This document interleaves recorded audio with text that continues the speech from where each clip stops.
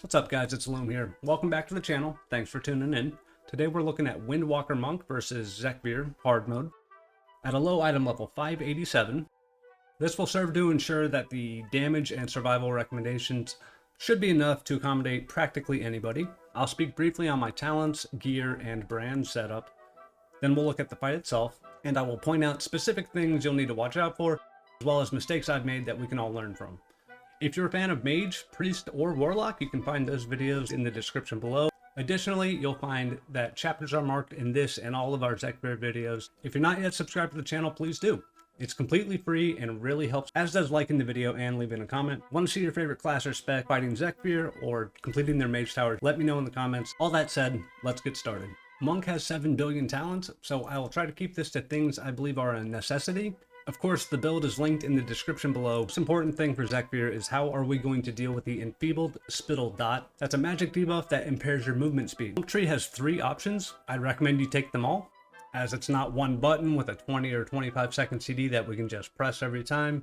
First option is Tiger's Lust. This is a movement speed increase and a root and snare break. While the movement speed lasts for 6 seconds, the root break only occurs on activation. Our second option is Diffuse Magic. This is mostly just a fancy magic dispel for monks. Great button, check it out if you don't use it a lot. And then we have Swift Art. This allows roll to remove a snare effect every 30 seconds. I used this on 4 of my 9 dispels. 4 were from Tiger's Lust, and then Diffuse Magic was only 1. My typical recommendation is going to be press Tiger's Lust if you have it, and if you don't, press Diffuse Magic, and if you don't have either, you're pressing Roll. As Roll propels you around the room, it's a slightly more problematic ability to try to use. Found myself looking for opportunities where the movement effect, or me moving, or the boss moving, doesn't jeopardize my actual position in the fight or what I need to do. So you can save Tiger's Lust and Diffuse Magic for future, potentially uglier situations. That said, you're likely to get by just fine by prioritizing Tiger's Lust and then Diffuse Magic when you don't have Tiger's Lust. Keep in mind that the spittle comes out every 25 seconds plus the cast time.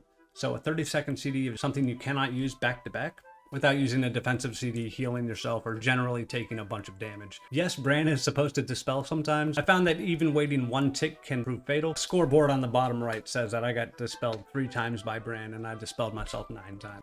Things like being out of his range and him being in the middle of, say, rapid fire or some other ability, or him simply being line of sight of you is enough to not get that dispel. Some follow-up talents. Vivacious Vivification. You might want to check out Soothing Mist. Frankly, setting up Soothing Mist into an instant cast Vivify is about as quick as hard casting your own Vivify. Additionally, there's some damage reduction to be had there. Chi Torpedo. I like Chi Torpedo. You should too.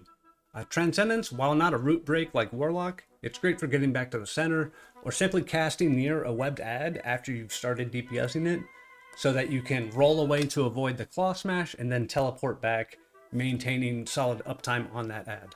Dance of the Wind is a stacking dodge chance, and all of the unavoidable damage in the fight is physical melee attacks. Windwalking, 4% increased movement speed. Movement speed is super helpful on this fight. Any spec can be running around with 120% movement speed just through using enchants, the gem, and whatever talents you might have. Bounce Back, this will proc on cooldown. Fatal Touch is cooldown reduction on Touch of Death and grants you a damage bonus for 30 seconds after using it. Flow of Chi, between 90% and 35% health, you get a 5% damage reduction. Additionally, more movement speed at full health and some healing received at super low health. Fantastic talent, 10 out of 10.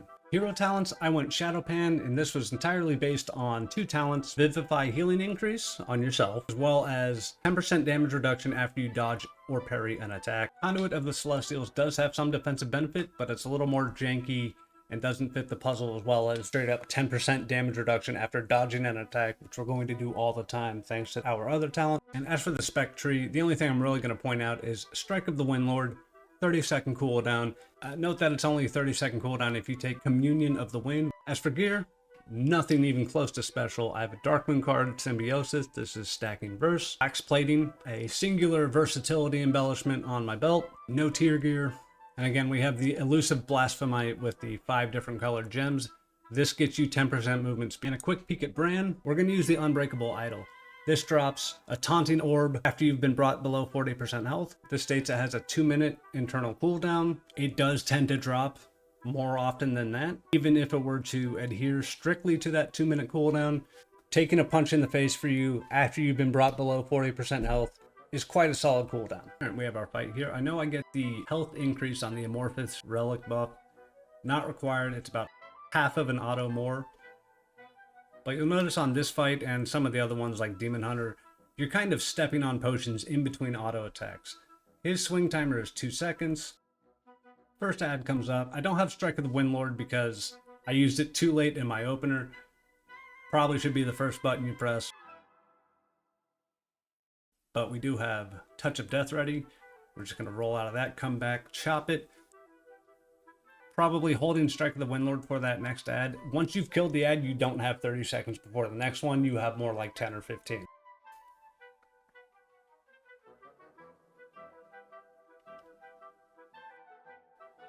Tiger's lusting the spittle off. New Web Terror coming up. That Claw Smash is the #1 fear you have when you're running into a new ad. I really like Cheat Torpedo. It's so fast.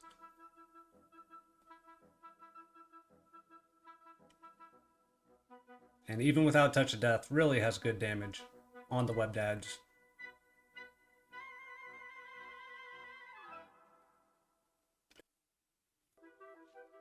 We get a good spawn here. One thing to consider is when you're expecting to take 2 to 3 melees in a row, you'll kind of get a feel for when that happens in the fight. It's not necessarily specific downtime on every cycle, but either you're stepping on potions. I'm surprised I haven't gone to get those.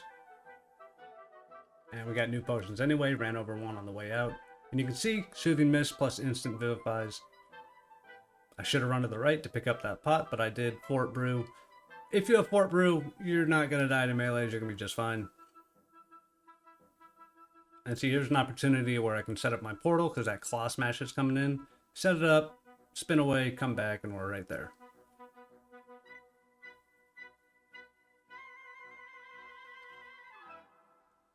And we top off here with a potion, and I know we get smacked right when we come back in.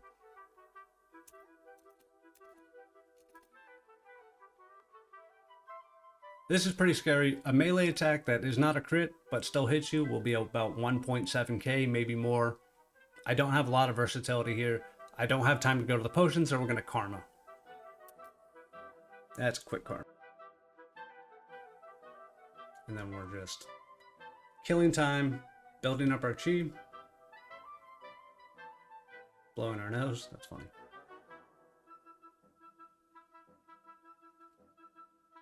And I did send Strike of the Windlord real early on this one. This is another period where you probably don't have 30 seconds, but you got a good enough time to, you know, send that 30-second cooldown, add spawns, it's up in 5 seconds. I don't have Touch of Death, so I'm absolutely gonna Strike of the Windlord here. Smack. No, come on. There you go. A little late. And of course, Brann is dead. We're gonna watch out for our blue orbs coming from the stomp. I'm getting so good at avoiding those. Only about 700 deaths to the Warlock. And again, he's not in the middle of the room, but he's close, and I'm keeping my back to the middle of the room. And this will allow you quick access to just about anywhere. I know there's people manipulating the spawns of the egg cocoons based on where he is and potential line of sight, whatever. But the design of the fight is to punish you for trying to do anything other than really maintaining a fair distance from just about everywhere. So you can shove him in the corner if you want. It doesn't tend to work out. Stomp goes out. Dodging the blue. Let that cast get to the end. Sometimes I kick him a little quick and you really just let him get to the very end. Not stepping on potions as much as I thought I was going to be. That sounds crazy, doesn't it? I couldn't reset my port time, but I knew it was back in the middle of the room. So I didn't mind that one. Brann is down again. And frankly, this part kind of can really drag as a melee. Sometimes you're just sitting away from the portals because you don't really want to mess with them. If you get comfortable with watching everything and watching the portals, standing in between them can yoink you in. It's very bad. But just getting just outside of them and keeping the boss there, that's fine. Right? Middle of the room, we're not doing much. But if the ad spawns right in the middle of your portals, that's like worst case scenario. We got a dispel there. That's nice. Brann got 3 dispels. Sorry, 3 dispels. Just watching our stompies.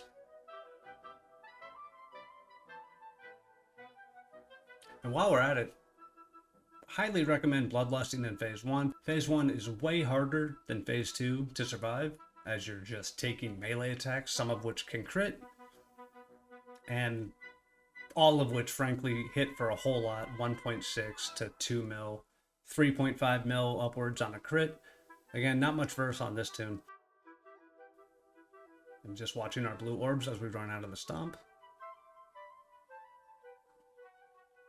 And remember, the end, like the last third of the unending cast, no more stuff will spawn on the ground, so you can plant your feet and just smack away. That said, melee kind of have it easy. You just run a circle around the boss. And see, this is where it gets dicey. We kick. That touch of death is just so good.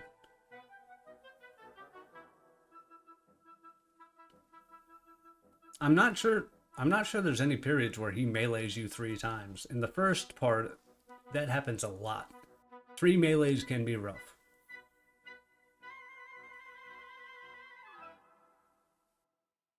But we move off to the right here. We don't go all the way up yet, so that the smash isn't entirely on the cocoon, although the web will be. And we're just kind of really super scared right now at dodging, hoping we don't get caught by our unending spines here. And we're back to the middle of the room. Tiger's lusting the debuff off. Again, just staying away, like that's still melee range, still mostly melee range, right? Boom. Didn't use Touch of Death on the boss, saving it for that next ad. Like a good boy. Alright, we're gonna check out the face, right?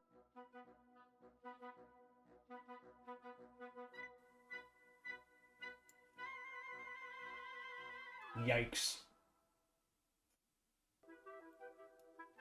And if you're still not subbed to the channel, I hope I've earned it at this point. It's free and does wonders for the channel's growth. I want to thank you all for watching. I appreciate you, and it means a lot. Remember to like the video if you like the video. And if you want to go a step further in supporting the channel, please check out our membership tiers. And always looking for feedback on what you guys want to see out of those membership offers. Tell me what you want to see in future videos, and I hope you have a wonderful rest of your day or evening. Peace.